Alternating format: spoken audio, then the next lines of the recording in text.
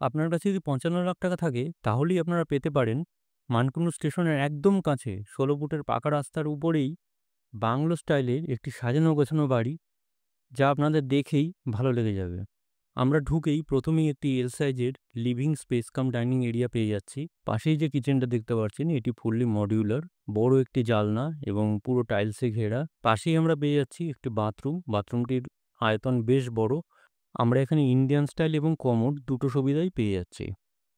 পাশেই একটি বেডরুম পেয়ে যাচ্ছি যার আয়তন ১০/১২। আমরা সিঁড়িতে ওঠার মুখেই একটি বেলকনি পেয়ে যাচ্ছি। বেলকনি থেকে সুন্দর আমরা বাইরের ভিউটা দেখতে পাচ্ছি এবং আপনারা চাইলে এখানে আপনাদের ছোট্ট একটি গার্ডেন করে নিতেই পারেন। সিঁড়ি থেকে উঠেই আমরা ১ম এ একটি লিভিং স্পেস পেয়ে যাচ্ছি। লিভিং স্পেসটি খুবই সুন্দর এবং সাজানো গোছানো। পাশেই একটি মাস্টার বেডরুম পেয়ে যাচ্ছি যার আয়তন ১০/১২ ফুট। আমরা এই রুমে ঢুকেই সামনেই একটি বেলকনি দেখতে পারবো। বেলকনিটি রুমের সঙ্গে অ্যাটাচড। বেলকনি থেকে আমরা সামনের ভিউটা দেখতে পারবো এবং বেশ কিছু বড়, বড় জানলা আছে যাতে হাওয়ার কোনো অসুবিধা না, এবং তার পাশেই আরও একটি বেডরুম আমরা পেয়ে যাচ্ছি, যেটি আরেকটি মাস্টার বেডরুম। আমরা এই ঘরটি থেকে বেরিয়েই পাশেই একটি বাথরুম পেয়ে যাচ্ছি। বাথরুমটি ছোট হলেও সাজানো এবং ওয়েল মেইনটেইনড।